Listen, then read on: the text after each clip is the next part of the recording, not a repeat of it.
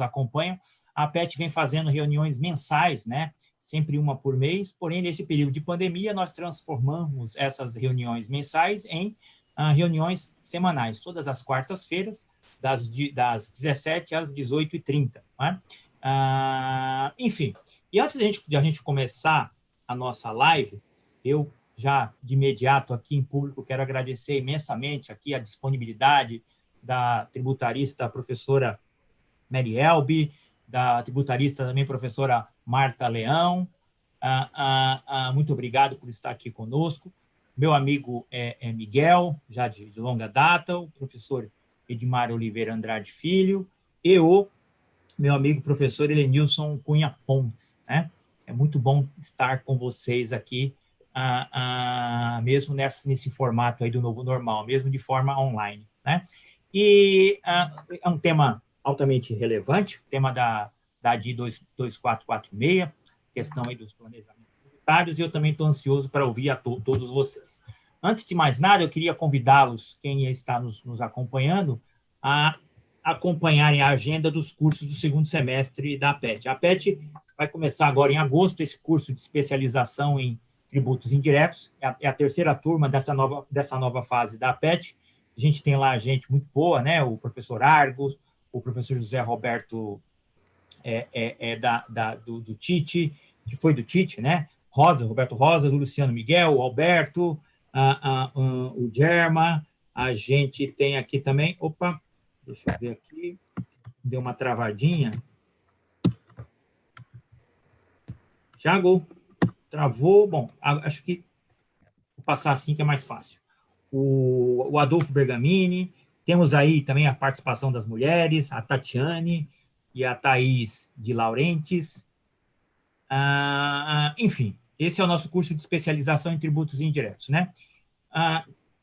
Em seguida, também em agosto, a gente vai ter a segunda turma do nosso curso de especialização em imposto de renda das empresas. Né? Nós vamos estar lá com o professor Edmar, que é o coordenador conjunto comigo.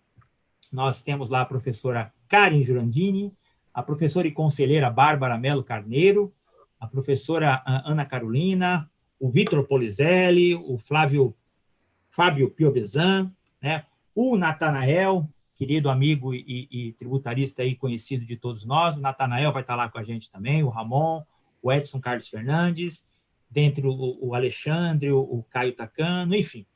Vai ser um curso bem legal. Lá no final de setembro, aí é mais para atender a pedidos, né? Tendo em vista o sucesso do nosso colóquio de Direito Contábil, atendendo a pedidos, nós criamos em Direito Contábil, com 30 horas, né? Sob a coordenação minha e do Edson. E aí, os professores aí também são só craques, né? O Edson, o Edmar, o Vitor com debatedores, o Eric Martins, a Bruna, inclusive a Elide também vai estar com a gente, a Ana Cláudio Tume, e o professor Eliseu Martins também. Ele terminou aceitando um convite para participar na última aula, né, conosco, sobre a aula sobre apuração de resultados. Vai ser um curso muito legal. E lá para o final de setembro, vem a 8ª turma do meu curso de contabilidade tributária para advogados de 2 dias. Eu acho que por aqui acaba, tem mais aqui um de PIS e COFINS de um dia, esse aqui já foi a semana passada. Bom, pessoal, sem mais delongas aqui, eu vou aqui devolver a palavra, vou entregar a palavra aqui para o professor Helenilson Cunha Pontes. Helenilson, você tem a palavra e pode dar início aos trabalhos, ok?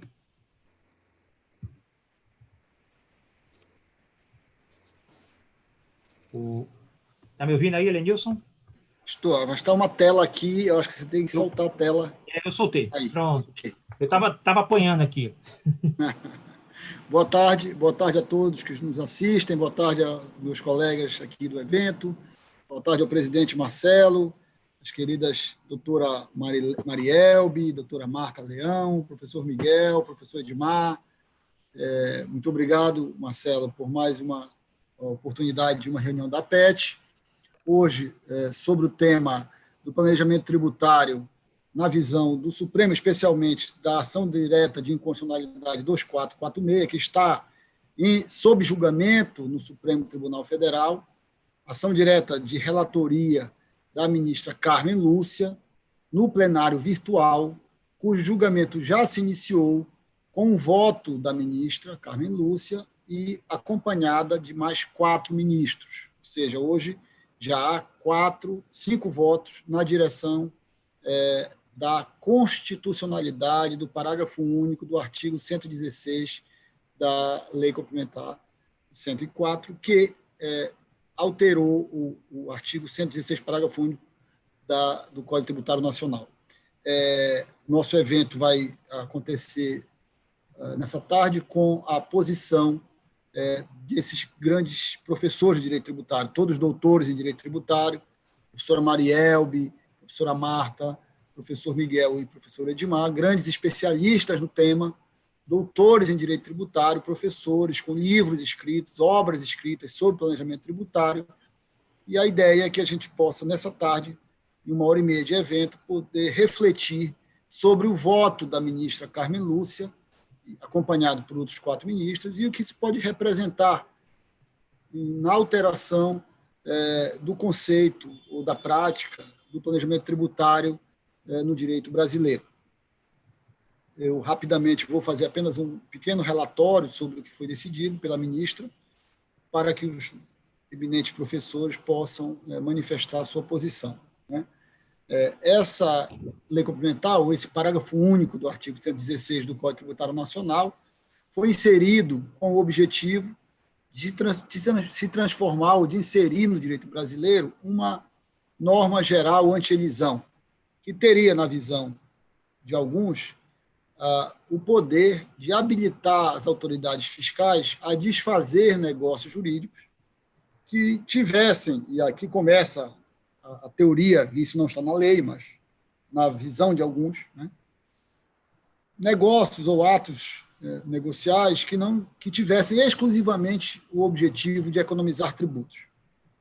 Então, esse seria o objetivo dessa norma anti-elisão. Seria uma norma para combater a prática de se buscar economia tributária, de se buscar exclusivamente economia tributária, utilizando-se de negócios jurídicos, de artifícios jurídicos lícitos, portanto, negócios jurídicos lícitos no plano do direito civil, mas que, na perspectiva tributária, assumiriam, e aqui eu não quero usar a palavra ilícito, porque na minha avaliação é ilícito, mas na visão de alguns é um caráter abusivo, que, entre aspas, e, portanto, poderiam ser desconsiderados na visão do fisco. Este foi o objetivo de quem propôs esse parágrafo único do artigo 116. Então, aqui surge a primeira questão. Este artigo único do parágrafo 116 é efetivamente uma norma anti-elisão? A ministra Carmen Lúcia responde: não é uma norma anti-elisão, é uma norma anti-evasão. Mas aí gostaríamos de ouvir a posição dos eminentes professores, sobre a natureza jurídica dessa norma do parágrafo único do artigo 116. É realmente uma norma que objetiva combater a prática de buscar a economia tributária? Segundo, a norma anti-elisão tem como pressuposto a consideração de que uma motivação exclusivamente fiscal seria algo não aceito, ou ilegítimo, ou abusivo no plano do direito tributário e, portanto, poderia ser desconsiderado pelas autoridades fiscais. Então, um negócio jurídico que feito licitamente no plano do direito civil poderia ser desconsiderado no plano do direito tributário se tivesse por objetivo exclusivo, ou pelo menos por um dos seus objetivos, dependendo do caminho que se busca construir essa norma anti-elisão, um caráter exclusivamente tributário. A ministra Carmen Lúcia não vê a norma do parágrafo único do artigo 116 com essa natureza e expressamente reconhece que a motivação de economia tributária é uma motivação lícita e continua lícita no direito tributário. Pergunta-se: esta motivação exclusivamente tributária permanece como uma motivação lícita, um interesse jurídico constitucionalmente protegido? Este é um interesse, eu posso dizer que fiz um negócio jurídico, optei por aquele caminho negocial exclusivamente para fugir da incidência tributária ou para ter a menor incidência tributária, esse é um interesse jurídico protegido pela Constituição. Terceiro ponto, uma das acusações da Confederação Nacional do Comércio, na direção da inconstitucionalidade desse dispositivo, é de que ele conflitaria com a vedação à exigência de tributos com base na analogia tributária, ou seja, de que o fisco, através desse artigo, estaria querendo tributar fatos que não estão previstos em lei. Estaria querendo tributar usando a analogia, pela analogia, alcançar fatos que não estão previstos como hipótese de incidência tributária. A ministra Carmen Lúcia rechaça esse argumento e diz, não, esse dispositivo não conflita com a analogia porque ele não autoriza a analogia. Ele apenas autoriza que a autoridade fiscal capture os efeitos jurídicos de atos que foram encobertos, ocultados, dissimulados por outros atos para fugir da incidência tributária. Portanto, não conflitaria com a analogia tributária, e mais do que isso, seria uma norma que reforçaria a legalidade, porque, segundo a ministra disse, essa norma objetiva capturar, como exige a legalidade, os fatos econômicos, os fatos jurídicos tributários que estão encobertos pela prática posterior do contribuinte de esconder aquilo que efetivamente praticou. E a ministra adota uma distinção que é conhecida de todos e antiga, né, entre elisão, como fatos de condutas realizadas antes da ocorrência do fato gerador, e evasão, condutas realizadas posteriormente ao fato gerador. Então, na visão da ministra, esta norma apenas reforçaria a legalidade e não conflitaria ou não autorizaria qualquer tipo de tributação por analogia. Ou seja, de que esta é apenas uma norma de competência ou de reforço ou de enforcement mesmo do princípio da legalidade, de que o fato econômico tributário o fato jurídico tributário deve ser capturado, ainda que ele esteja encoberto por outros fatos, portanto, reforçando a legalidade. E um quarto ponto, que eu gostaria de ouvir todos vocês, é sobre como ficam, no direito tributário brasileiro,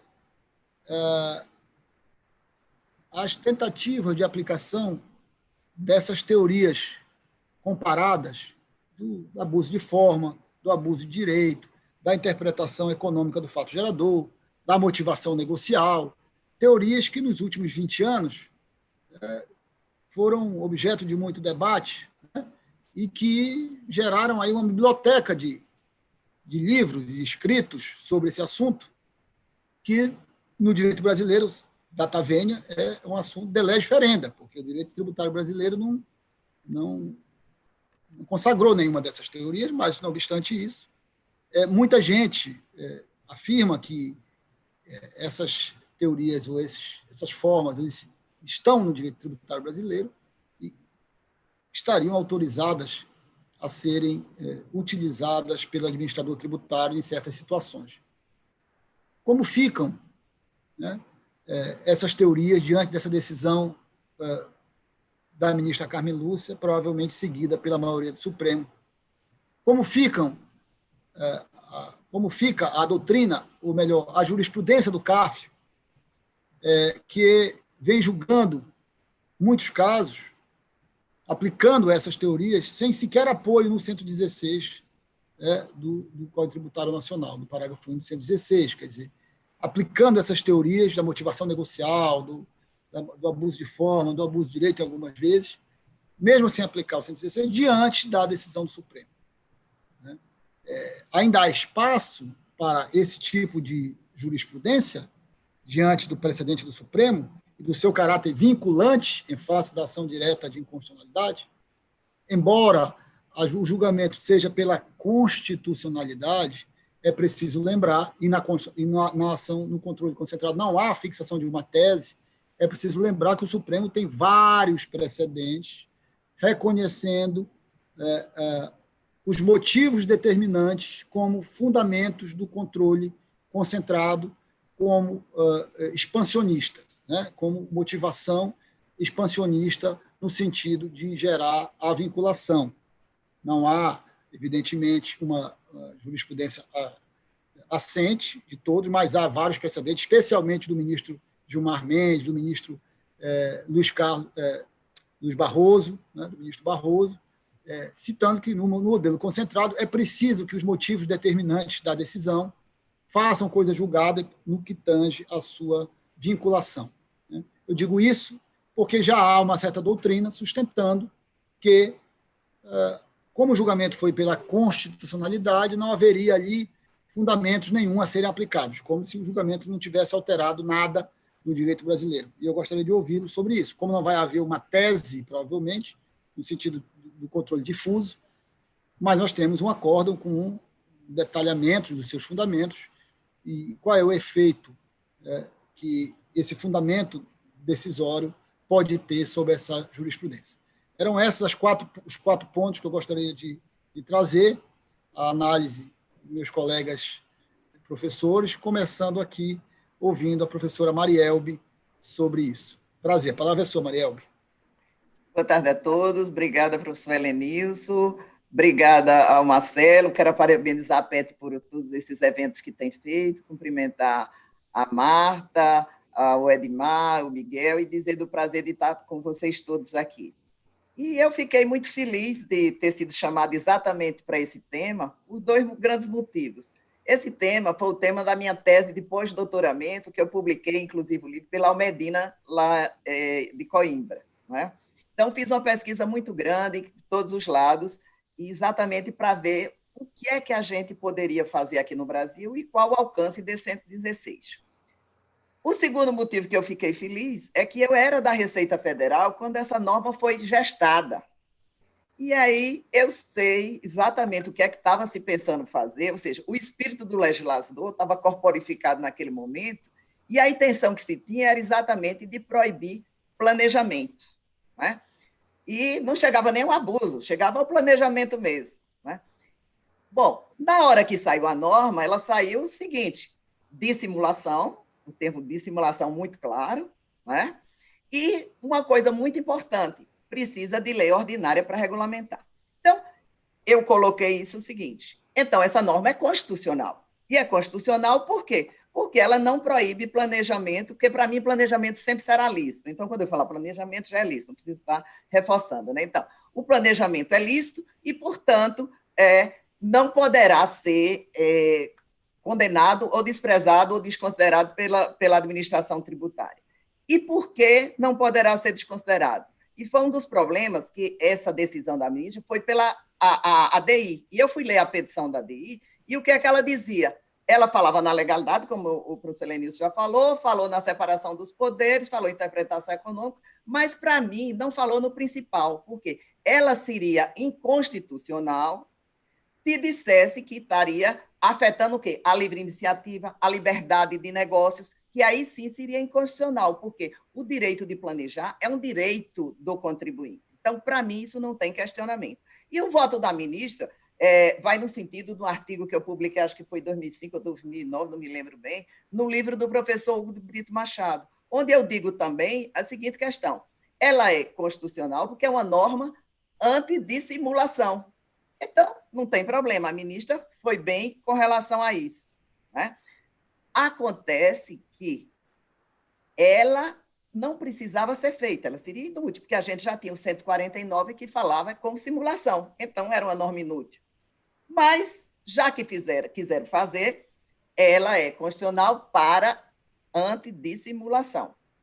E aí aconteceu uma coisa muito interessante com esse voto da ministra, porque ela disse, só para os casos de evasão, de crime, de simulação, ela leu, o voto é bem sucinto, objetivo, né? Talvez ela pudesse falar mais, mas não precisa, porque em algumas frases ela deu exatamente o motivo de decidir, ou seja, os fundamentos para ela chegar à constitucionalidade foram bem colocados no voto, daí porque eu discordo de alguns colegas que dizem que ele não vai ser aplicável, vai ser aplicável sim, e é mais grave, porque, pelo que está dito aqui, nenhum planejamento tributário lícito e ilícito, ou seja, evasão, elisão, poderá ser agora autuado pela Receita Federal ou pelos estados. Por quê? Porque se ela precisa de uma lei ordinária para regulamentar, e não existe essa lei, então nem antidissimulação ela vai poder ser aplicada. Aí fez ao contrário. Ou seja, o poder que antes a Fazenda tinha de autuar, ele deixa de ter. Agora, quando ele verificar fraudes, quando ele verificar outros crimes de sonegação, tudo bem. Mas quando ele desconsiderar qualquer operação, ou seja, um contrato válido, um contrato formal, a empresa existe, ou seja, não há artifício, não há maquiagem, ele não vai poder desconsiderar, mesmo se nessa desconsideração tiver uma fraude. Entendeu, para mim, qual é o meu ponto de vista? Ou seja, tem que ser uma outra fraude, como antigamente falava, nota calçada, um documento, escrituração fraudada, isso é outra coisa. Mas para desconsiderar, como fez, por exemplo, no caso dos artistas, eram pessoas jurídicas que existiam, tinham empregados, tinham livre de contabilidade, como alguns casos de clientes meus, e aí simplesmente ela disse, não, isso aqui é rendimento de pessoa física. E aí é interessante, porque em alguns casos, a Fazenda não utilizou o artigo 116. E aí você diz, se ela não utilizou o artigo 116, vai se aplicar o acordo? Vai do mesmo jeito. Porque não vai interessar, não é o fundamento legal da autuação, é a consequência e os efeitos da autuação. Se não era muito fácil dar um bypass e, sem citar a norma, fazer uma desconsideração. E aí eu acho ainda mais grave. Por quê? Porque, diante desse voto da ministra, o que é que acontece? Os estados que já têm leis, eles vão ter que ver se essas leis tratam, por exemplo, São Paulo, Rio, Minas, eu acho, eu não fui ainda examinar, se eles falam em questões de norma anti-abuso, qualquer outra coisa assim, não poderá. Por quê? Porque a norma é para dissimulação e não para esses fatos que são lícitos. E aí você vai me perguntar, então poderia haver uma norma anti-elisiva? Não, não poderia haver. Mas e se o planejamento for abusivo, como está em determinados países? E é tão interessante que todos os países do mundo que pensarem em aplicar fizeram leis, inclusive Estados Unidos e no Reino Unido, eles chegaram a propor uma lei exatamente para dizer o que era abuso, o que era propósito negocial, etc. E na minha tese de pós-doutoramento, eu concluí dizendo o seguinte, não pode ter uma norma anti-elisão, mas se for ter algo nesse sentido, terá que ser uma lei complementar, que não é essa, e uma lei complementar que detalhe, porque eu também não posso deixar um cheque em branco para a administração dos estados e dos municípios ficarem lá na cabeça deles dizendo o seguinte, isso é abuso, não é abuso, etc. Isso seria um caos. Então, se a lei complementar exatamente a norma que vai uniformizar na federação, esses critérios terão que vir nessa lei. E aí, o que é mais interessante? Tivemos duas medidas provisórias, a 66, logo depois, e depois a 685, inclusive a ministra até se refere, que quiseram regulamentar e não passaram. Então, outra coisa importante, o Congresso Nacional, seja por que motivo for, ele rejeitou a aplicação de essa norma como uma norma anti-elisiva.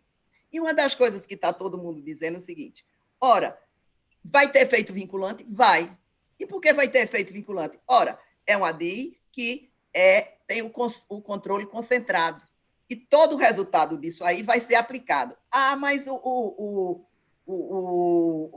isso é um obterdicto. Não, não é um obterdicto. Isso é o fundamento, o motivo determinante porque ela chegou à conclusão que era constitucional.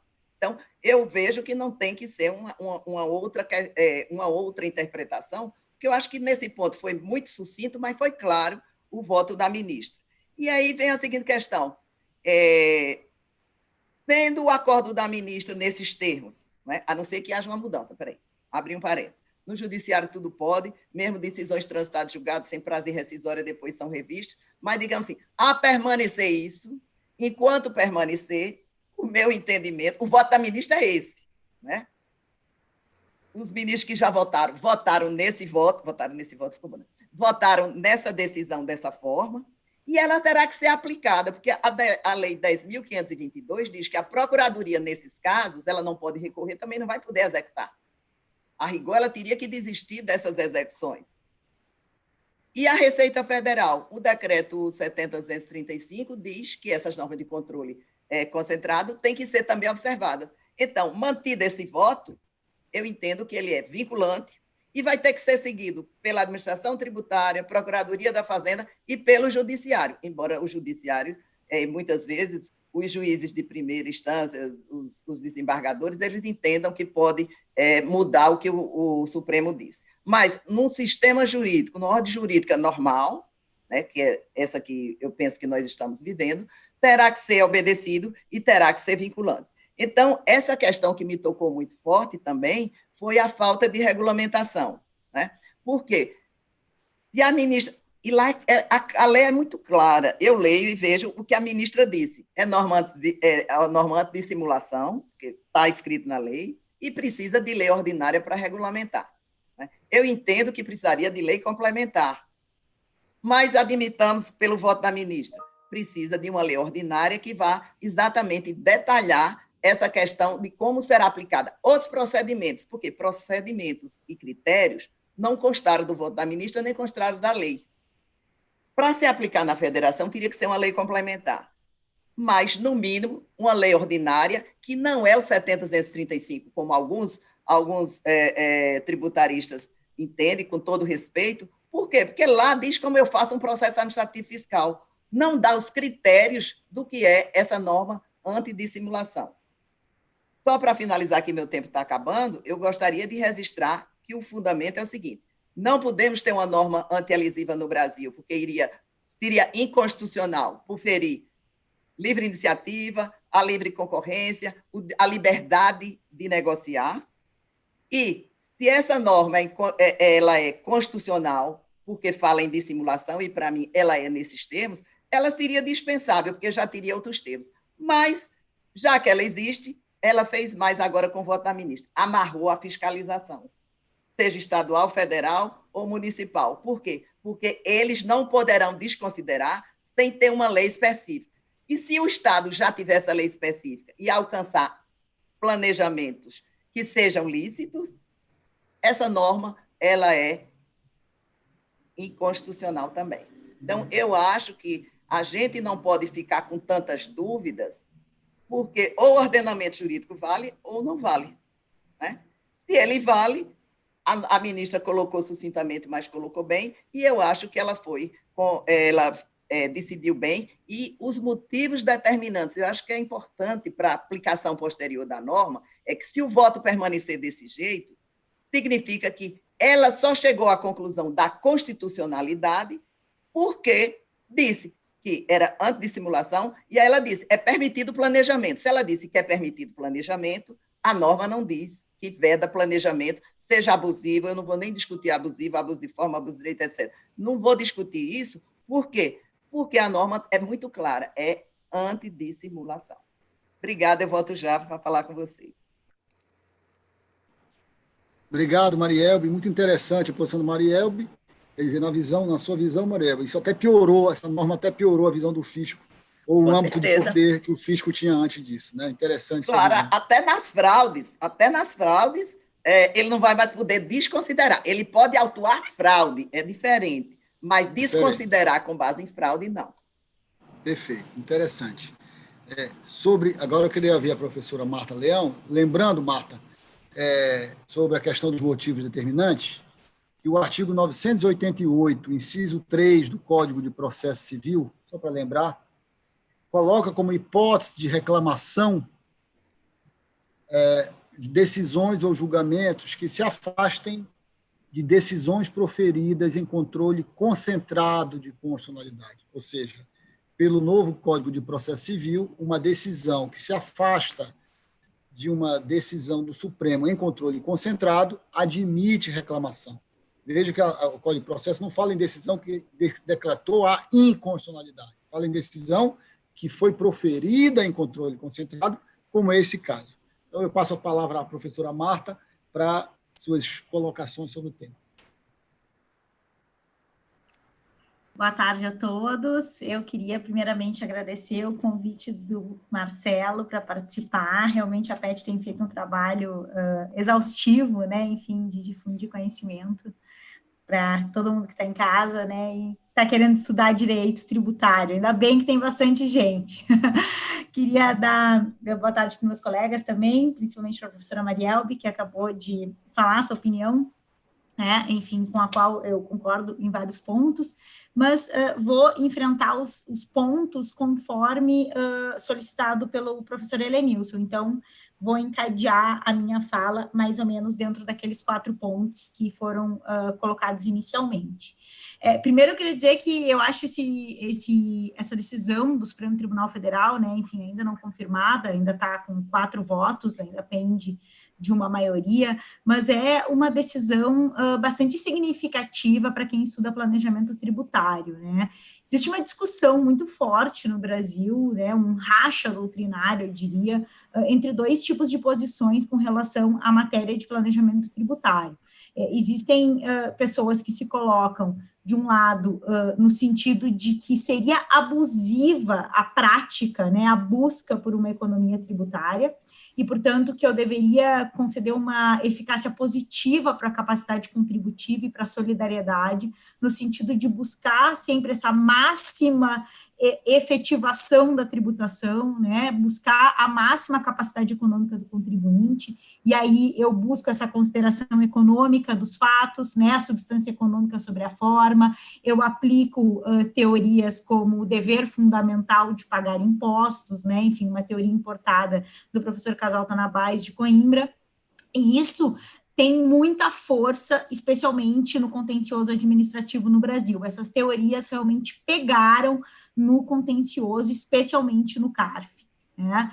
E existe um outro lado, uma outra doutrina mais crítica com relação à aplicação dessa forma, desses princípios, que tem uma defesa, enfim, também por princípios como liberdade, né, segurança jurídica, um certo formalismo do direito tributário que é muito singular da nossa Constituição, do nosso sistema, e que, portanto, faria prevalecer um direito, né, um direito que, para mim, é um direito fundamental, de economizar tributos, ou seja, de buscar economia tributária, um reconhecimento de que o contribuinte não é obrigado a incidir no fato gerador e muito menos a pagar a maior quantidade possível de tributos, né? A ideia de manifestar capacidade contributiva não ser suficiente para justificar a tributação, né? A capacidade contributiva é sim uma condição necessária, mas não é uma condição suficiente para a incidência tributária. Tá? Então, esse é o cenário no Brasil hoje. E dentro desse cenário, o parágrafo único do artigo 116, ele tem uma relevância enorme, embora muitas vezes, como a professora Marielbe disse, não seja utilizado diretamente nas autuações fiscais, porque muitas vezes o auditor, ele foge do 116 parágrafo único exatamente em virtude da falta de regulamentação. Mas nem sempre, né? Existe uma decisão de 2018 da Câmara Superior do CARF, aplicando o 116, parágrafo único, né? Uma decisão bastante criticável, que diz, inclusive, que ele é imediatamente aplicável, né? Em virtude da aplicação desses princípios da solidariedade e da capacidade contributiva, que deveriam influir na interpretação que eu vou dar a esse dispositivo, e, portanto, ele seria uma norma geral anti-abuso, né, que é exatamente que a decisão vem em sentido contrário, e mais ele seria imediatamente aplicável, né? Esse é o cenário aonde vem esse posicionamento da ministra Carmen Lúcia. Então, a primeira coisa, eu não compactuo com essa ideia de que esse dispositivo deveria ser interpretado como uma norma geral anti-abuso. Tá? Me parece que esse dispositivo é uma norma específica anti-dissimulação. Não se pode ir contra o sentido preliminar da palavra utilizada. Ele poderia ter sido redigido de forma diferente, e, inclusive, a intenção da exposição de motivos, né, é mais ampla do que a sua própria redação.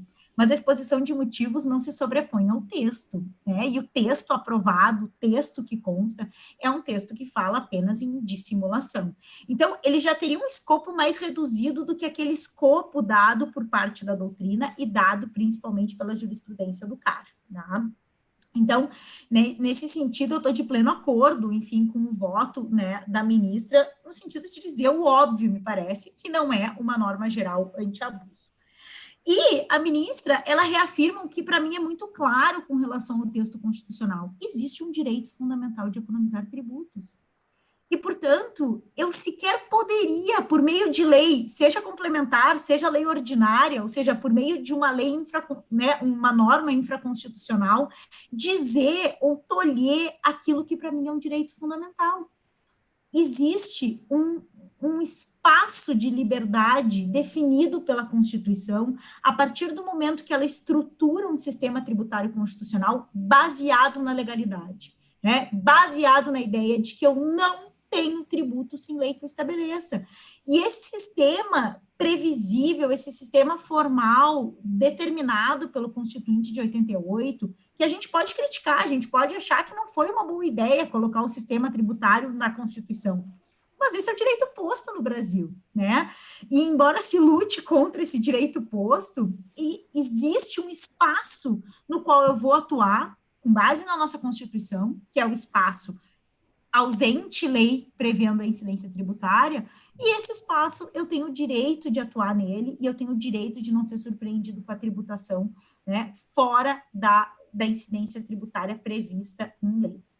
Tá? Então, a ministra me disse o óbvio perante a Constituição. Tá? Então, não me parece que haja qualquer correção no sentido do mérito daquilo que ela disse. E, claro, ela faz esse afastamento da analogia, que é também, de novo, independentemente do que diz o CTN no artigo 108, a vedação à analogia é uma decorrência implícita da exigência de legalidade para incidência tributária. Se eu exijo lei que o estabeleça, isso significa que eu não posso, em nome da igualdade, não obstante a semelhança existente entre dois casos, eu não posso estender a consequência prevista para o caso A para o caso B, independentemente deles serem casos similares, que é a analogia. Né? Então, embora em outros estados, em outras ordens constitucionais, exista a possibilidade de se tributar com base na anormalidade do caso, como na Alemanha, por exemplo, no Brasil, eu não posso usar esse tipo de argumentação, né? Eu não posso usar essa ideia para buscar a incidência tributária fora das hipóteses formalmente previstas. Só que, embora, então, enfim, eu esteja de pleno acordo com o mérito dessa decisão, eu confesso que eu tenho um ceticismo muito maior do que a professora Marielbe com relação à sua aplicabilidade. Tá? Primeiro, aonde o CARF vai ir para dizer, ou enfim, as autuações fiscais vão ir para continuar aplicando e fazendo exatamente tudo que elas continuam fazendo. Existe uma passagem do voto que diz, né, é constitucional, vou até ler ipsis literis, porque acho que é importante. A norma não proíbe o contribuinte de buscar, pelas vias legítimas e comportamentos coerentes com a ordem jurídica, economia fiscal. Aonde que a autuação vai ir? Vai dizer que é via ilegítima e vai dizer que é incoerente com a ordem. Né? Então, assim, claro, ela usou, assim, talvez ela não tenha usado os melhores termos e ela usa uma expressão aberta, ela usa cláusulas abertas. O que é coerência para a gente dentro do sistema? Né? Talvez a gente esteja de pleno acordo, e eu estou de pleno acordo com a professora Marielbe, que o caso, por exemplo, da exigência de prestação de serviços personalíssimos por meio de uma pessoa jurídica, não tinha previsão legal para ser autuado, eu não podia, né, desconsiderar as pessoas jurídicas nesses casos dos apresentadores, dos técnicos de futebol e assim por diante. Mas, para o fisco, com certeza, há uma incoerência na prestação desses serviços por meio da pessoa jurídica e não diretamente por meio da pessoa física. Então, o fisco vai se apoiar exatamente nessas cláusulas abertas para continuar fazendo exatamente aquilo que ele faz. Então, isso significa que esse voto não serve para nada, né? Não, assim como o professor Helenilson colocou, me parece que, embora eu não tenha tese, eu tenho em obter dicta um pronunciamento da Corte Constitucional, um com relação à interpretação que deve ser dada sobre um dispositivo muito importante e sobre a matéria relativa ao planejamento tributário. Eu tenho uma manifestação concreta de que o contribuinte tem direito de buscar o caminho menos oneroso do ponto de vista tributário. E essa manifestação, ela é, sim, muito importante, especialmente para o julgamento de casos de planejamento tributário pelo Poder Judiciário.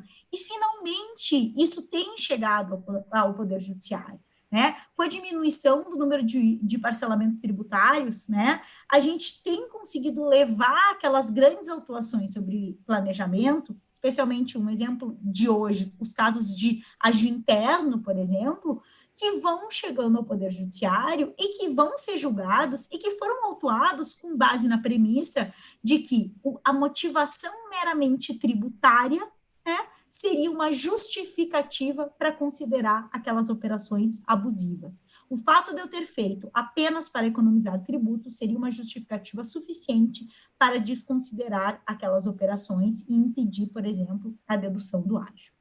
Então, embora eu seja cética com relação à aplicabilidade dessa decisão pelo CARF, eu tenho esperança com relação à aplicação dessa decisão pelo Poder Judiciário, e eu acredito, de fato, que os contribuintes vão buscar, né, a aplicação desses fundamentos nos seus casos. Eu já estou vendo que eu estou passando do tempo, que o Marcelo foi rígido com relação a isso, então, eu certamente, nas próximas rodadas, volto para continuar essas questões. Obrigada. Muito bem, Marta. Muito obrigado pelas suas considerações. Eu, só para completar, lembro, né, Marta, que todo o raciocínio da ministra é fundado na separação entre elisão e evasão. E pegar essas duas linhas do voto para dizer que a ministra não disse nada daquilo que ela disse nas outras 98 linhas é de uma manifesta má-fé. Lembrar também que agora o artigo 33 da Lei de Abuso de Autoridade estabelece que exigir cumprimento de obrigação sem expresso amparo legal é crime de abuso de autoridade. Só para lembrar aqueles que continuam exigindo tributo em teses que não estão prescritas em lei. Mas, Helenilson, tu acredita na aplicação disso em algum dia para uma autuação fiscal? Eu acredito. Tem que ter fé, né?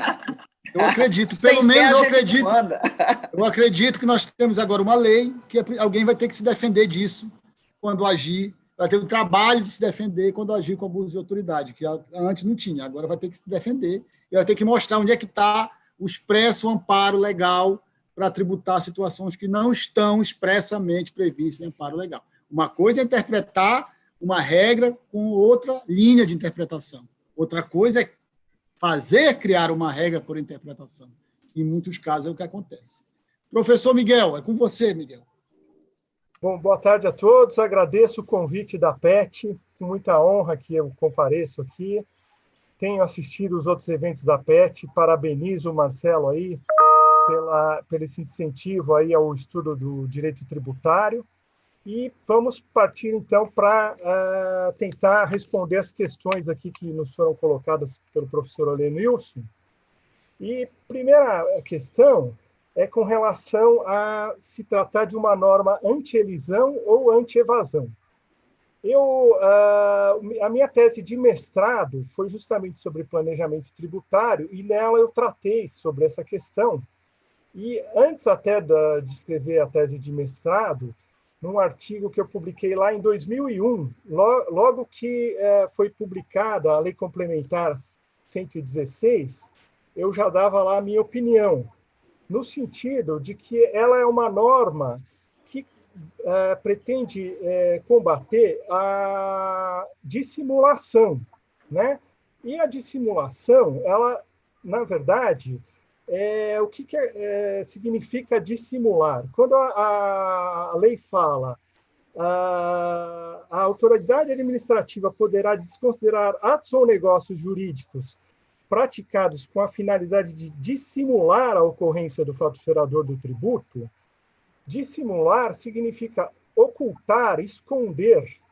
Então, na minha visão, essa norma ela pretende combater a simulação fiscal, seja a simulação relativa, que é mais comum no plano planejamento tributário seja a simulação absoluta, porque realmente, tanto eu fazendo uma simulação relativa como uma absoluta, eu vou procurar ocultar, esconder o fato gerador. Da exposição de motivos da lei, lá diz que a lei visava combater ao abuso de forma ou de direito. Acontece que, quando ela foi positivada, a gente verifica que nada disso, ela não dispõe sobre abuso de forma ou abuso de direito. Ela dispõe sobre dissimulação, que é outra coisa, que não tem nada a ver. Então, a gente não pode forçar a interpretação da lei para que caia no combate ao abuso de forma ou de direito. Né? O que importa sempre analisar não é a mens legislatores, né? Não é o que o legislador pretendia, mas a bem legis, o que foi efetivamente positivado pela norma. Né? E me parece que no voto, a ministra Carmen Lúcia também suporta essa mesma opinião. Né? Ela entende que ela é uma norma de combate à dissimulação, à evasão fiscal e não à elisão fiscal. Né? Outra coisa que eu achei importante no voto é que a ministra diz que a plena eficácia da norma depende do estabelecimento de procedimentos em lei ordinária e que essa norma pende de regularização, porque, de fato, a gente observa que já houve duas tentativas, uma pela medida provisória 66 de 2002, que falava de falta de propósito negocial e de abuso de formas, e também outra pela medida provisória 685 de 2015, que tinha um texto de uma forma indireta, mas que também procurava combater a falta de propósito negocial ou o abuso de formas. Também falando sobre que o abuso de formas seria identificado com o combate ao negócio indireto no direito tributário. Nenhuma das duas foi convertida em lei, então o que significa que hoje em dia nós não temos, não há uma regulamentação dessa norma do parágrafo único do artigo 116 do CTN. Então, logo, a gente verifica que se trata de uma norma anti-evasão e a ministra Carmen Lúcia chegou a essa conclusão. Então, com relação à segunda questão, se poderia se combater uma conduta com motivação exclusivamente fiscal, ou seja, se a conduta do contribuinte que pretenda fazer aquela conduta com a finalidade primordial, principal de economia tributária, se essa conduta seria ou não reprovável pela norma, me parece que não também, porque o que essa norma pretende combater é a simulação. E isso a ministra Carmen Lúcia deixou clara. Ela disse que não se pretende tributar o que não está previsto expressamente em lei. Por isso que ela diz que não há uma ofensa ao princípio da legalidade. E se você pretender, por exemplo, combater o abuso de formas, eu entendo que o combate ao abuso de formas necessitaria da utilização da analogia, o que é vedado pelo CTN, pelo artigo 108, e que continua em vigor, né? Não foi revogado. Aliás, nesse ponto, a ministra Carmen Lúcia é clara ao dizer que o artigo 108 do CTN não foi alterado pela Lei Complementar 104, né? E que não está autorizada pela essa lei complementar a utilização da analogia para definir o fato gerador, né? Porque, ao meu ver, essa norma do artigo 116, ela implica que o ato ou negócio jurídico praticado dissimule a ocorrência do fato gerador. Então, para haver aplicação dessa norma do artigo 116, é necessário que já tenha ocorrido o fato gerador, aquele fato gerador previsto em lei, e que o contribuinte, mediante uma simulação, no meu entendimento, tanto uma simulação relativa como uma simulação absoluta, procura esconder, disfarçar a ocorrência desse fato gerador. Né? Então, para que se aplique a norma do parágrafo único do artigo 116, é necessário que antes tenha ocorrido o fato gerador. E isso caracteriza a evasão fiscal. Quando já ocorreu o fato gerador, nós já estamos diante da evasão fiscal. A elisão fiscal busca justamente evitar a ocorrência do fato gerador. Se eu consigo evitar a ocorrência, eu estou na elisão fiscal. Né? E, por fim, quanto à questão do abuso de forma, que eu já falei, ou abuso de direito, não vejo que essa norma do artigo 116 procurou combater nem o abuso de forma, nem o abuso de direito, e muito menos a falta de propósito negocial, que não está prevista em lei. Então, é de espantar quantas vezes o CARF invoca a falta de propósito negocial para efetuar autuações.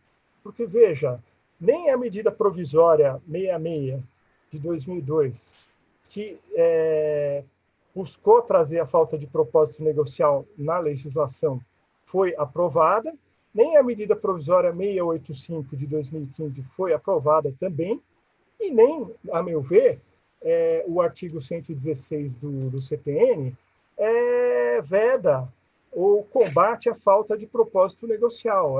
Aliás, o artigo 116 não dispõe sobre isso, né? Ele dispõe sobre a dissimulação, que é outra coisa completamente diferente. Então, eu acredito que, apesar da ministra não declarar a inconstitucionalidade da lei, o julgamento foi bastante favorável para os contribuintes, e eu acho que vai ser bastante mais difícil agora para o fisco tentar aplicar teorias estrangeiras ou alienígenas que não estão positivadas no direito brasileiro, com base nessa norma do artigo 116. E também eu vejo que é muito importante no voto da ministra, né, que ela expressamente acolhe a possibilidade do planejamento tributário, considerando que não é ilícito, né, não é vedado ao contribuinte praticar atos visando a economia tributária, né, mesmo que a única finalidade seja a economia tributária. E eu vou ler aqui a passagem final do voto dela, né, que fica bem claro a interpretação dela a respeito da norma. Aqui ela diz o seguinte: de se anotar que elisão fiscal difere da evasão fiscal, enquanto na primeira a diminuição lícita dos valores tributários devidos, pois o contribuinte evita a relação jurídica que faria nascer a obrigação tributária, na segunda o contribuinte atua de forma a ocultar fato gerador materializado para omitir seu pagamento da obrigação tributária devida. Então, de fato, a norma do parágrafo único do artigo 116 é para aqueles casos em que o contribuinte oculta o fato gerador já materializado, né? Então, para omitir-se ao pagamento da obrigação tributária. Então, aqui nós estamos num caso de evasão tributária. O fato gerador já ocorreu e o contribuinte procura dissimular, disfarçar aquela ocorrência, né? Então, e ela acaba dizendo o seguinte: a despeito dos alegados motivos que resultaram na inclusão do parágrafo único ao artigo 116 do CTN, a denominação norma anti-elisão é de ser tida como inapropriada, cuidando do dispositivo de questão de norma de combate à evasão fiscal. Então, me parece, aí eu não sei depois realmente como o Helenilson falou, como vai ser a aplicação pelos tribunais inferiores, mas se houver o respeito a essa decisão, eu acho que vai ter que interpretar como uma norma de combate à evasão fiscal e não como uma norma anti-abuso ou anti-elisão fiscal. Então, são essas minhas considerações iniciais e agradeço a oportunidade de falar. Muito bem, Miguel, muito bem, inclusive por lembrar isso, que ela separou bem a elisão da evasão, e para mim esse é o coração do voto dela. Para mim esse é o coração. Ela se apegou a uma distinção que existe há muito tempo no direito brasileiro, relegando, quer dizer, desconsiderando completamente essas alegações de abusividade. O Edmar tem um livro escrito sobre planejamento tributário, já escreveu bastante sobre isso, e agora tem a palavra, exatamente, esse aí, o Pretinho, para me dizer, Edmar, afinal, a ministra acabou de ver com essa história do ato ilícito, que é ilícito ao mesmo tempo, que é aquilo que certa doutrina sustenta, o lícito e ilícito, é contigo. Helene, você fez aí as suas 4 questões, o sujeito responder em 8 minutos, nem sequer o doutrinador Hércules conseguiria a proeza. Eu vou aproveitar bem meu tempo, mas eu tenho que agradecer ao Marcelo pelo convite, a você, Helenilson, pela sua condução, a todos que estão aqui, o Miguel, a Marta, a Marielbe, que estão aqui abrilhantando esse evento, né? E dizer que eu vou fazer uma exposição bem sintética, bem breve, sem entrar em questões muito polêmicas, mas eu confesso, Helenilson e amigos, e os que estão nos ouvindo aqui, que quando foi ajuizada a ADC 66, que é a da pejotização, eu corri para escrever no meu LinkedIn uma notinha dizendo o seguinte: olha, o Supremo vai analisar o planejamento tributário, porque na petição inicial dessa ADC, o advogado ali ele problematizava a questão do planejamento tributário, que não existiu na petição inicial da ADI 2446. Esse julgamento o julgamento disso não levou em consideração, olhando só para a petição da ADI, esse caldo, toda essa discussão que nós tivemos nesses quase 20 anos de vigência da lei.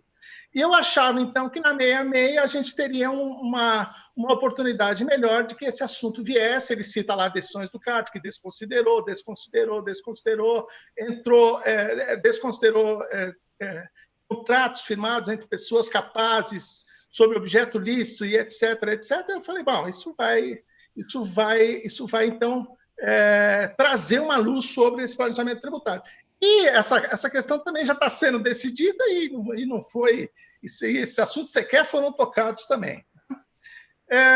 Quando eu vi o voto da ministra Carmen Lúcia, eu fui olhar o que eu escrevi sobre esse assunto. Eu me lembrei que eu escrevi lá em 2001, na Revista Dialética, número 72, um artigo, foi o primeiro artigo que deu depois, virou o livro, né? Que depois foi modificado a segunda edição. Porque eu queria entender como era a minha cabeça naquele momento. E uma coisa que me chamou a atenção foi a seguinte, e que foi cogitado no voto, o que eu dizia ali é que o seguinte: olha, essa norma aqui faz referência ao dispositivo do 116, parágrafo único, uma norma, não é apenas uma norma procedimental. É uma norma procedimental, mas também ela terá que dizer em que dissimulação consiste. O que é a dissimulação? Porque ela tem que dizer quando que eu vou aplicar aquele procedimento e que circunstâncias.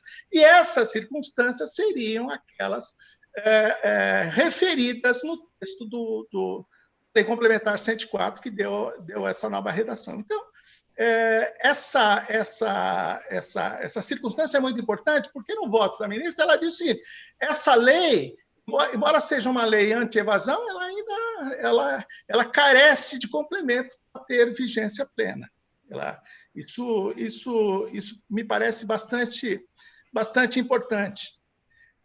A ministra ela fala em norma anti-evasão.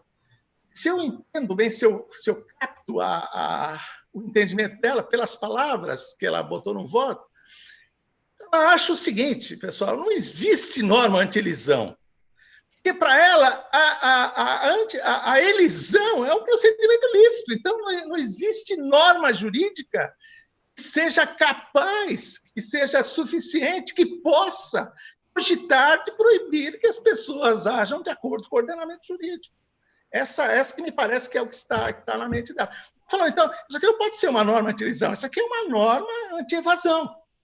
É nesse sentido que eu interpreto o que a ministra diz. Por quê? Porque a elisão não pode ser simplesmente cerceada. Você não pode proibir alguém acha de acordo com a lição. Evidentemente que essa é uma visão um pouco caricata e um pouco simplista, porque existem zonas gris entre uma coisa e outra, e a gente que é velho nesse negócio sabe que não é assim tão pão, queijo, né? Existem discussões aí. Então, na minha apresentação, eu preparei aqui uma visão hoje, né? Trazendo isso para hoje e lendo o voto da ministra, e se essa decisão vier a prevalecer como se mostra até aqui, me parece que nós vamos ter consequência em 3 esferas de poder. A primeira esfera de poder é a esfera do contribuinte, né? O contribuinte ele tem uma questão para frente e uma questão para trás. Se não existia uma norma autorizando a desconsideração, evidentemente que me parece que quem sofreu alguma autuação fiscal, sofreu com base nessa desconsideração, foi despojado dos seus bens sem o devido processo legal. Ele foi despojado dos seus bens sem o devido processo legal. Então, esse contribuinte, me parece que ele tem o direito de reaver aquilo que ele pagou indevidamente sem o devido processo legal.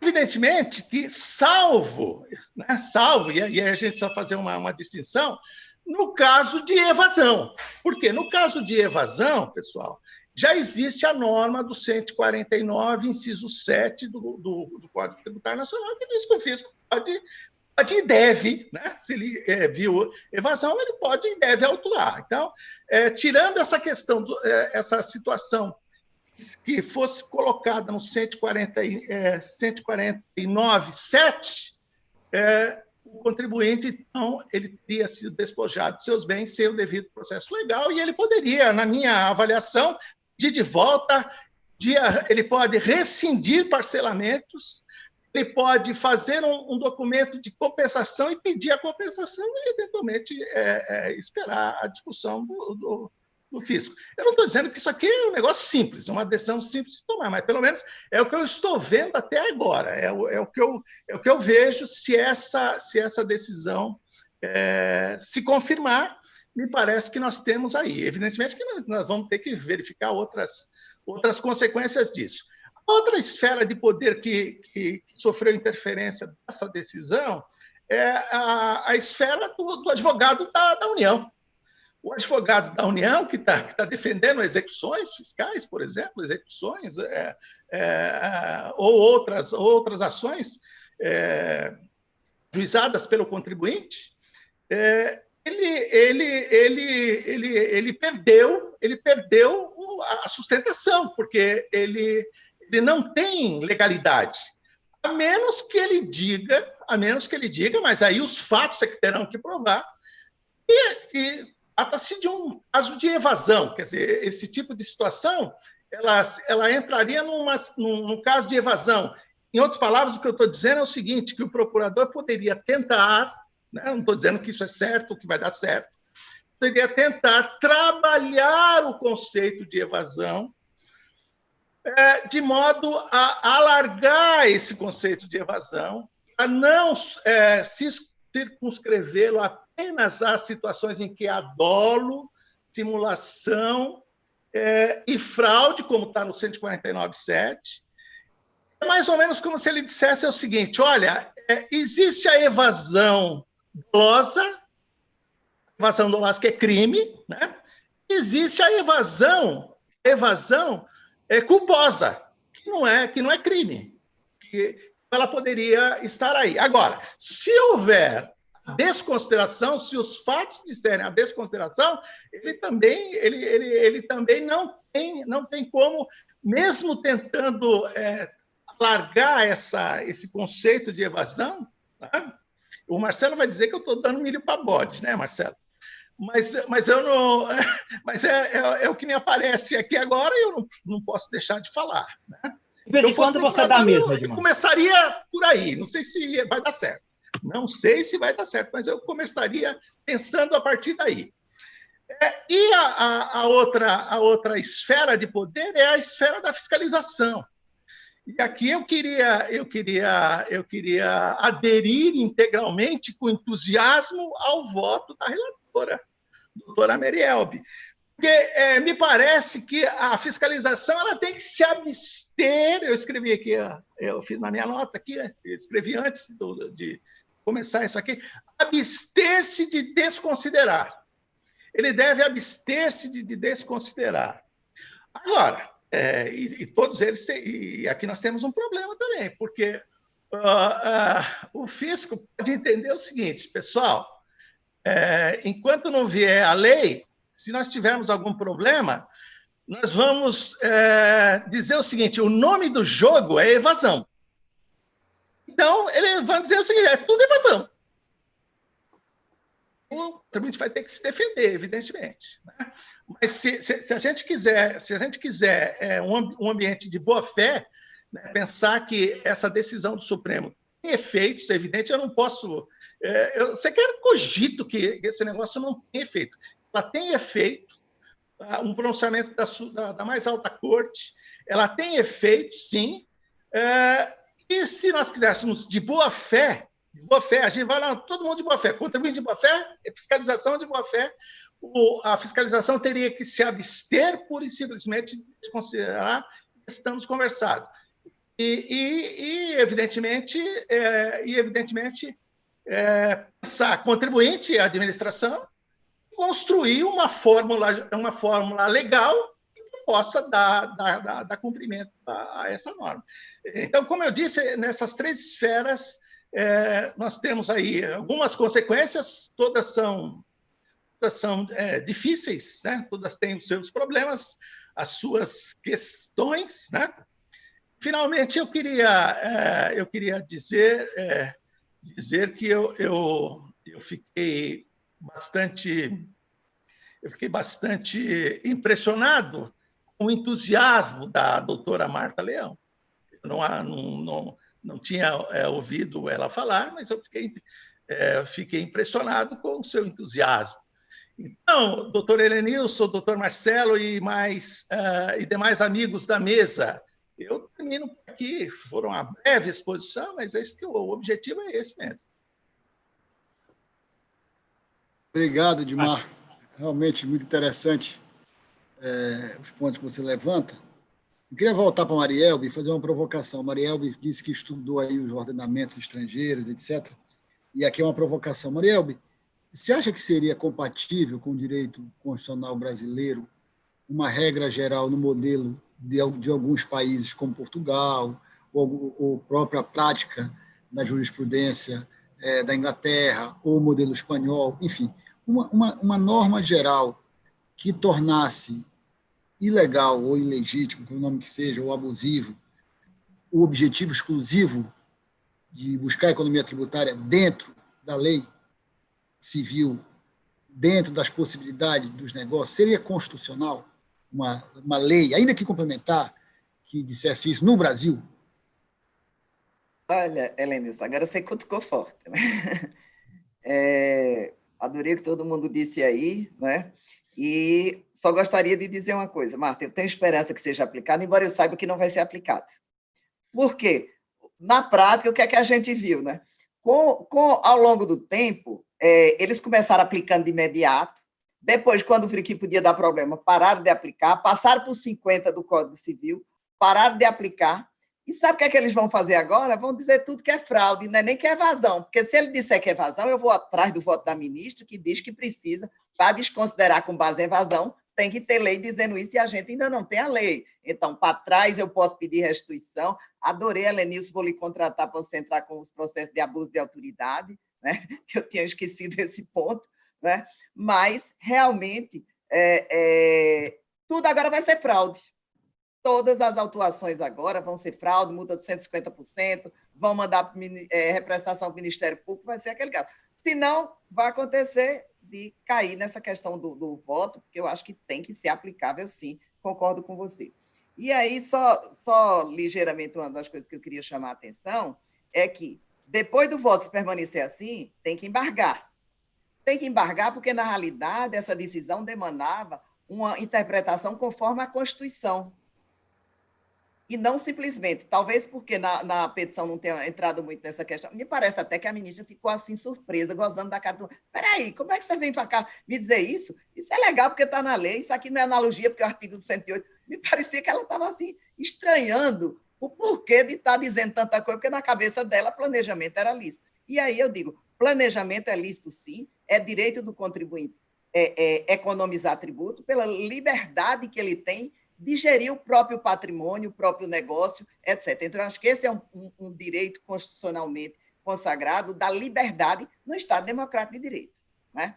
Muito bem, aí você me pergunta, e nos outros ordenamentos? Nos outros ordenamentos, eles não têm uma Constituição tão detalhada, mas nas Constituições democráticas, eles também têm isso. Aí vem o outro lado da fazenda. Ah, mas os contribuintes estão abusando, tipo... Starbucks, que foi abrindo não sei em que lugar para poder pagar menos tributo. Se fosse na Constituição brasileira, seria lícito. Mas aí como é que fica a questão da concorrência? E aí, Marta, até naquela discussão lá do IBDT, falou da capacidade contributiva. Não se pode autuar com base em capacidade contributiva, nem solidariedade. O que é capacidade contributiva? Por exemplo, doutor Marcelo, presidente da PE, é podre de rico, tem mais capacidade contributiva do que todos nós juntos. Né? Quer dizer, nos seus usos. Pelo menos de mim né? Então, ele merece pagar mais do que a gente. Né? Então, o que é isso? Como também, o que é dissimulação? É um conceito teórico. Né? Um doutrinador diz que uma coisa, outro que é outra. Que insegurança é essa? A lei vai ter que vir dizer, até isso aí vai ter que dizer o que é dissimulação, porque o direito civil diz uma coisa, o doutrinador diz outra, então a gente está perdido. Eu acho que, realmente, determinados direitos não podem ser absolutos. Tá? Então, pode sim uma lei não proibir o planejamento tributário, não proibir o procedimento lícito, mas se for comprovado que houve um excesso na utilização desse direito, não que pela capacidade contributiva, etc., mas que, por exemplo, Starbucks que muda de um país para outro para pagar menos e deixa de pagar no dela. É lícito? É lícito.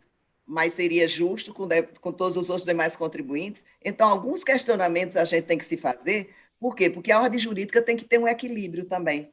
Porque, senão, todo mundo vai tentar fazer determinados procedimentos que possam implicar já ia falando a palavra evadir. Não, em pagar menos tributo. Porque, claro, todo mundo quer pagar menos tributo. Né? Então, mas isso teria que ser especificamente numa lei, não com conceitos, abuso de forma, qualquer coisa. Tem que dizer, se eu quero tributar qualquer outra coisa, eu tenho que dizer expressamente na lei. Mas, a princípio, o nosso ordenamento não comporta. Não comporta por quê? Porque ele consagra no Estado Democrático de Direito uma liberdade e uma livre iniciativa. Né? Eu só queria chamar a atenção de mais um ponto aqui, né, que... E outra coisa, ainda estou no meu tempo aí, Marcelo. Já passou. Professora, se puder concluir em 30 segundinhos, para a gente não atrasar. A questão da requalificação, quando eu voltar na minha próxima rodada, porque o CARF não desconsidera e requalifica. O que é isso? Pronto, deixar a pergunta aí. Perfeito, Mariel. Marta, uma cláusula geral anti-elisão que tornasse abusiva a busca da menor carga tributária possível, sem fraude, sem abuso, sem nenhum meio indireto, seria constitucional no Brasil? Desculpa. Abrindo a divergência, infelizmente, né, data vênia a posição da eminente ministra relatora, eu vou discordar e vou dizer que isso seria inconstitucional, né? Eu acredito que exista, de fato, um direito fundamental a economizar tributos, a buscar essa via menos onerosa do ponto de vista da tributação e, portanto, qualquer tipo de legislação infraconstitucional que buscasse tornar ilícito aquilo que a Constituição definiu como um direito é inconstitucional, né, desde, enfim, da sua edição. Então, sequer seria possível. Então, eu estou de acordo, inclusive, com essa ideia de que o que a ministra fez foi uma interpretação conforme a Constituição, né, um reconhecimento acerca desse direito. E é íncito do homem econômico buscar a economia tributária. Tá? E, assim, eu vou dizer uma coisa que, às vezes, as pessoas não se dão conta, mas o Estado reconhece esse instinto de buscar economia e usa, inclusive, o tributo como um instrumento, né, para alcançar outros objetivos exatamente com a carga tributária. Por que eu tributo de forma diferente o álcool e o cigarro, por exemplo? Por que eu aceito a tributação extrafiscal? Porque eu uso o tributo como um mecanismo, né, para desincentivar determinados comportamentos, assim como eu diminuo a carga fiscal para incentivar outros. Ou seja, o Estado reconhece de início que o tributo é, sim, algo a ser evitado pelo homem, pelo cidadão em geral. Então, se usa, inclusive, vamos dizer assim, esse comportamento natural para usar o tributo como uma forma de intervenção, sempre que eu quero estimular ou desestimular comportamentos. Então, é muito engraçado para mim que o Estado reconheça isso na hora que ele quer incentivar um comportamento, e aí use o tributo como um instrumento para isso. Agora, na hora de reconhecer esse comportamento natural, né, para diminuir a carga tributária, isso seja visto como algo abusivo per se, né? Ou seja, como se por si só eu buscar a economia tributária fosse algo abusivo do ponto de vista jurídico.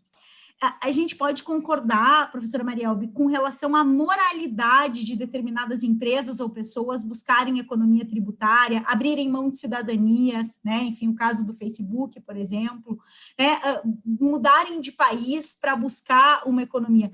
Isso pode ser criticado do ponto de vista político e do ponto de vista moral, mas do ponto de vista jurídico, no ordenamento jurídico brasileiro, eu não tenho como tornar ilícito esse tipo de comportamento.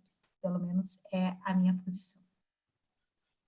Voto com a divergência. Miguel, seria constitucional no Brasil, compatível com a segurança jurídica, uma cláusula geral que desse competência para a autoridade fiscal desconsiderar atos ou negócios jurídicos civilmente lícitos e dentro da regra do direito privado?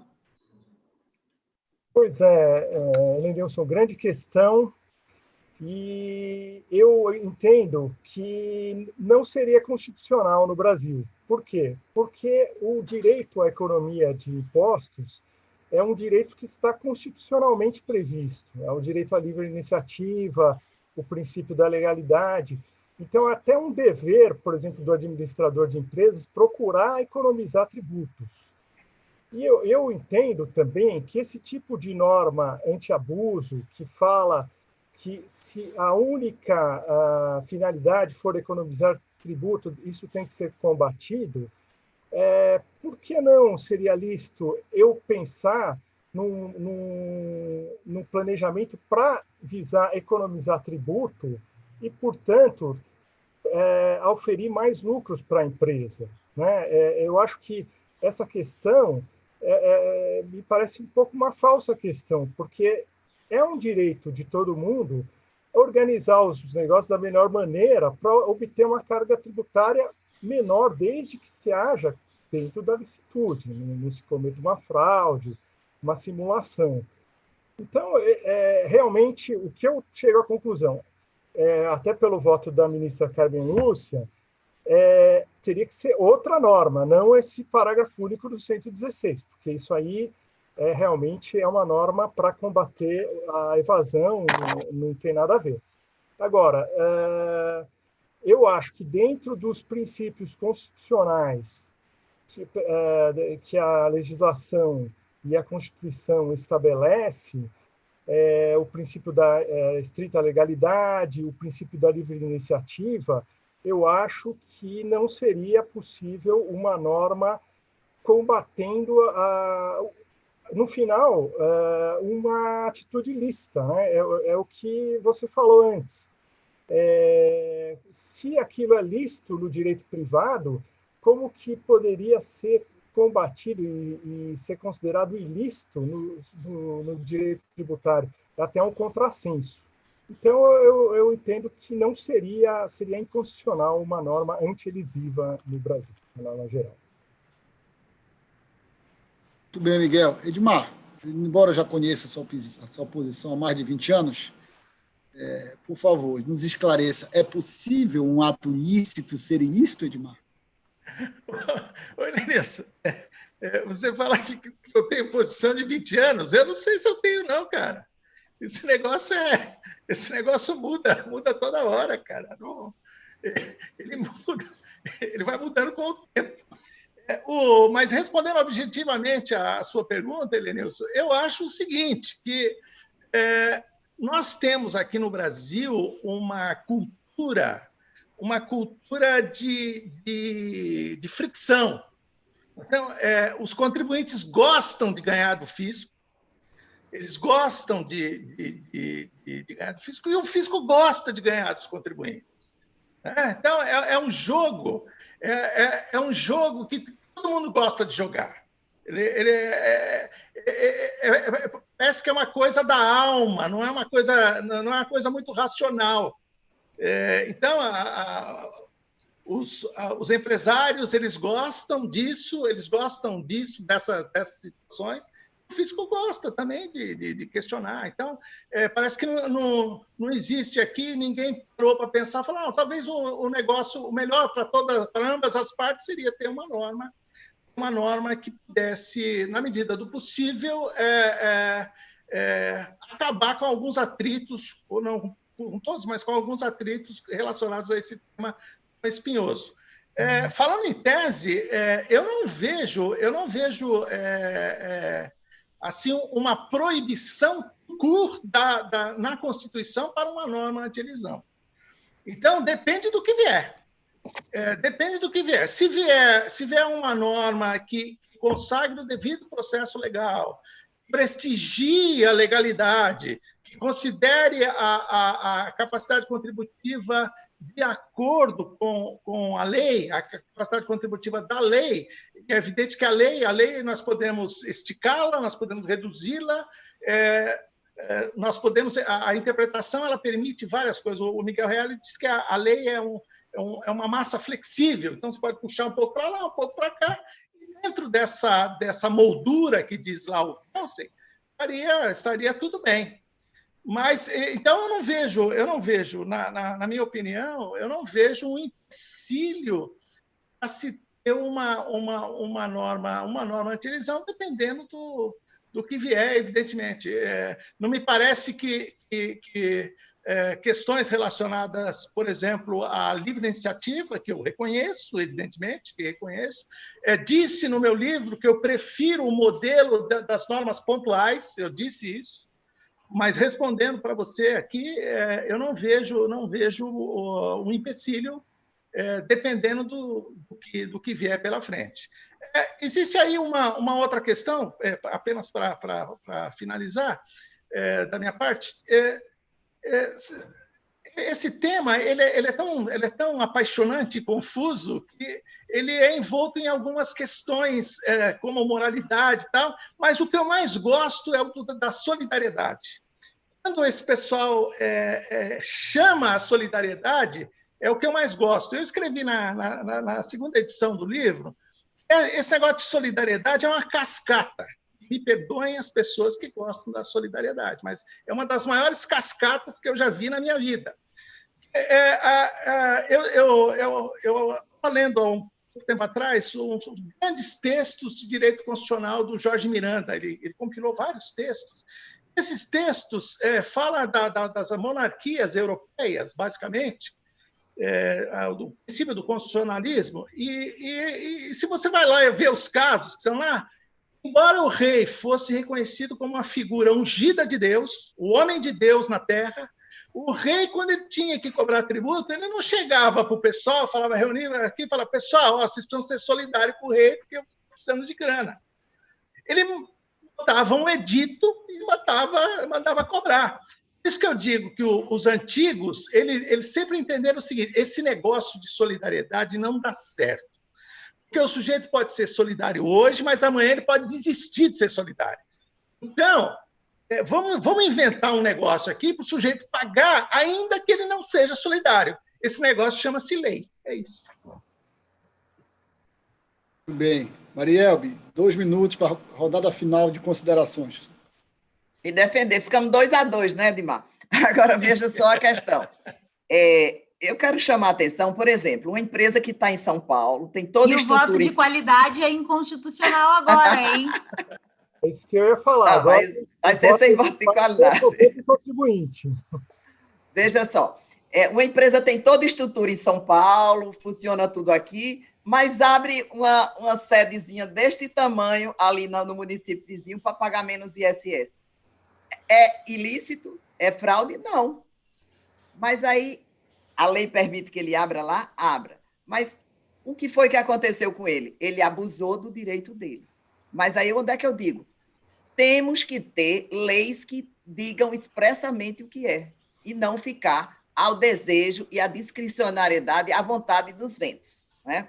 E aí, acho que ainda tem mais 30 segundos, eu queria chamar a atenção que um outro subterfúgio que os físicos têm usado, para não falar em desconsideração, ele diz, eu requalifico.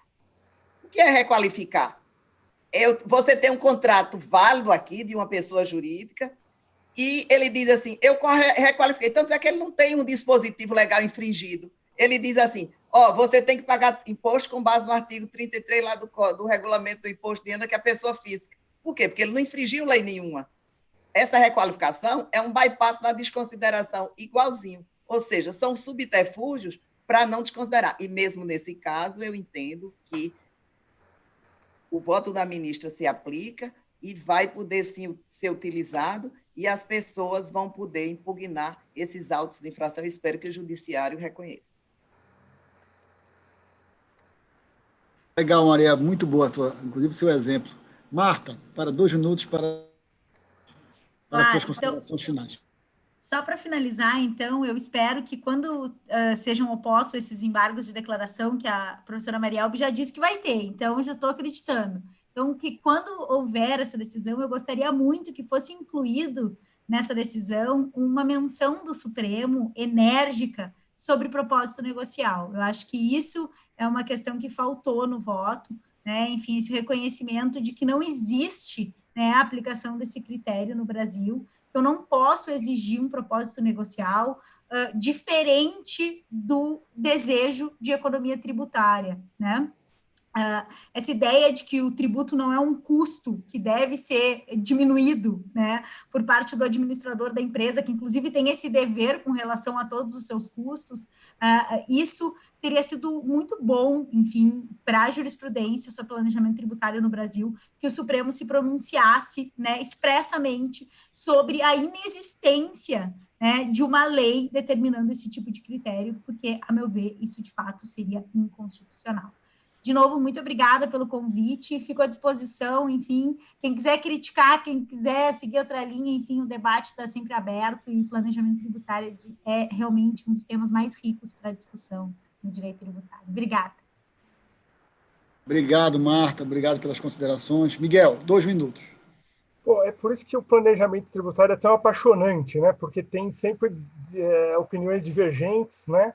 E o que eu achei bastante importante no julgamento dessa ADI, depois de quase 20 anos, eu confesso que quando se entrou com essa ADI, eu fiquei com medo, porque eu falei, vai que se julga constitucional a lei, e aí o contribuinte vai ficar com problema.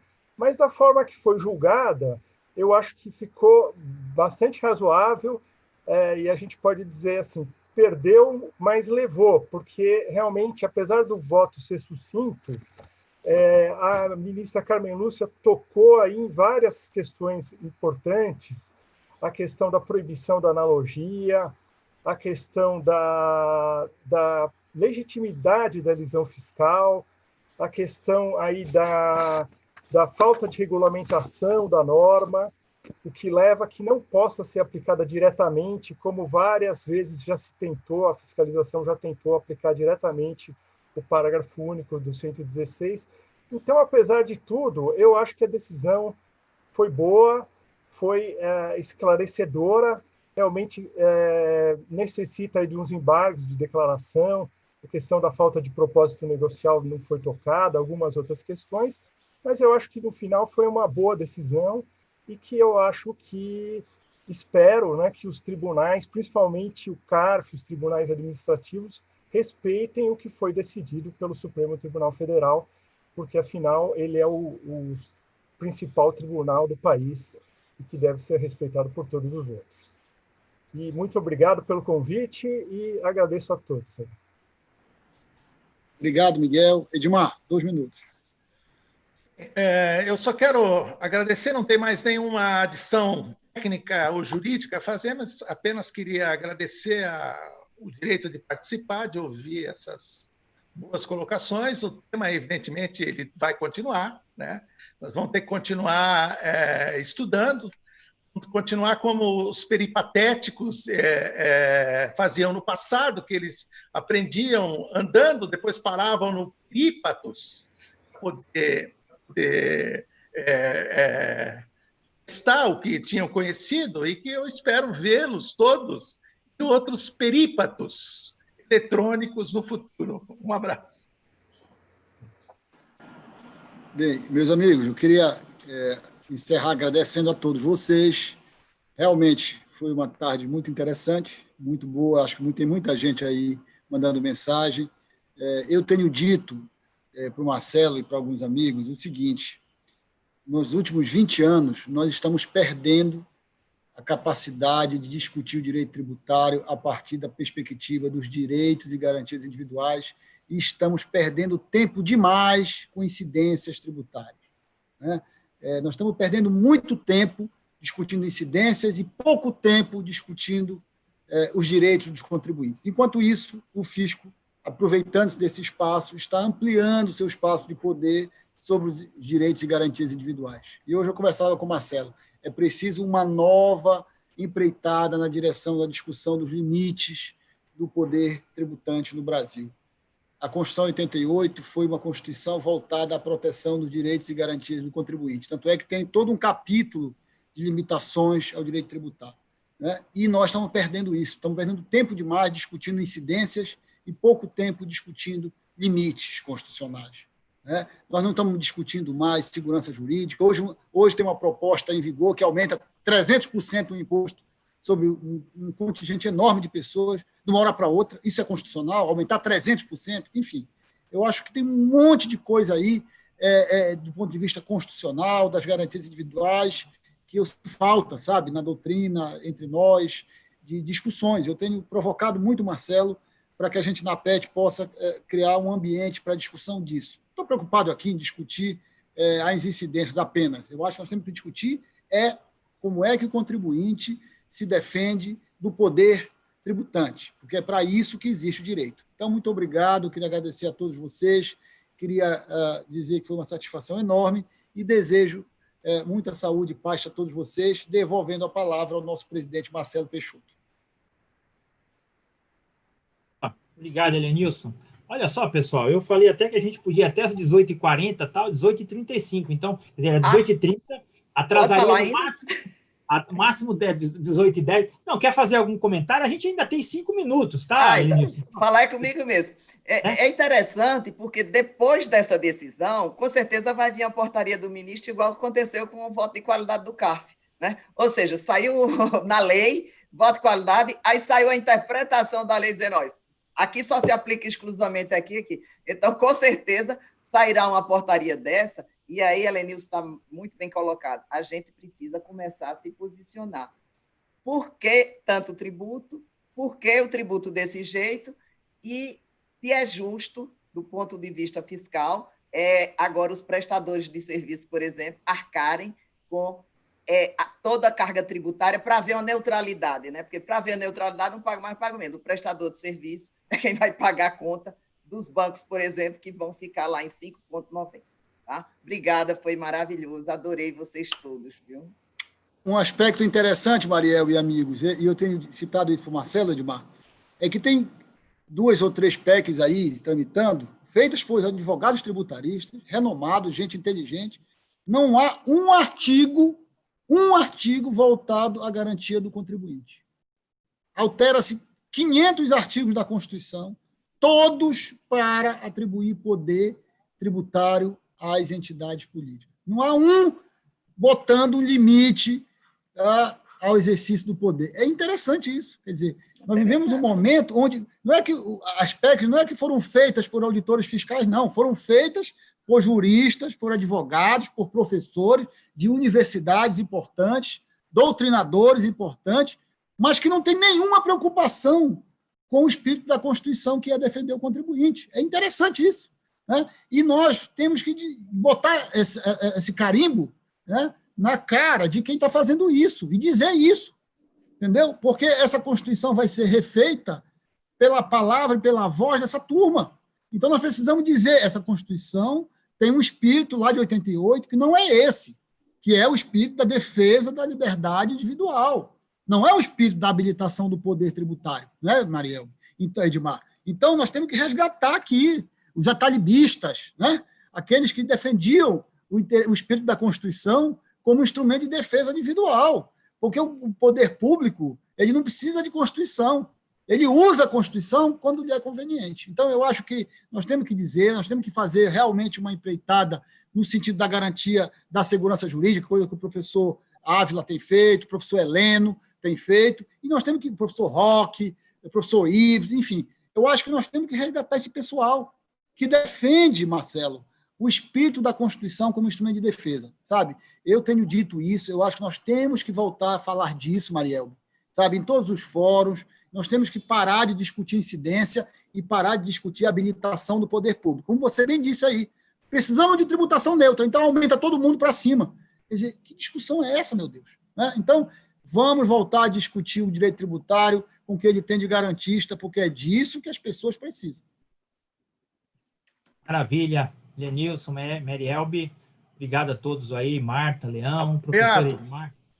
Obrigada, parabéns, Marcelo, eu adorei. Obrigado, professor Miguel, as discussões foram ótimas, vão ficar aqui, já estão aqui gravadas no YouTube, tem vários comentários aqui no YouTube que o pessoal fez, perguntas, muitas delas terminaram sendo, de uma forma direta ou indireta, respondida aqui por vocês. E sobre a fala do Helenilson, da questão dos direitos dos contribuintes, eu concordo plenamente. E eu estava até conversando com um dos autores um desses projetos importantes, Helenilson. É engraçado que eu escutei, não, nós vamos colocar isso na lei complementar, isso vai vir na lei complementar. Pô, mas não é melhor colocar logo na Constituição?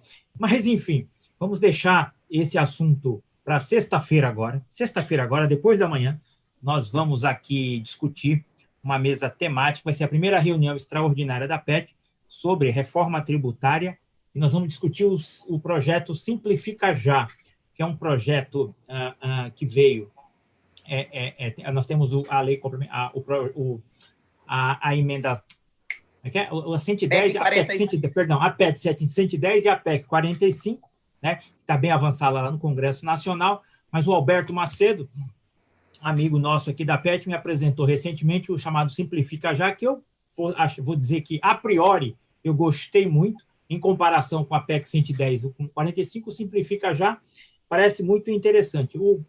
a minha ideia e a do Helenilson é discutir esse projeto sexta-feira, né, professor, para ver se não tem nenhuma pegadinha, né?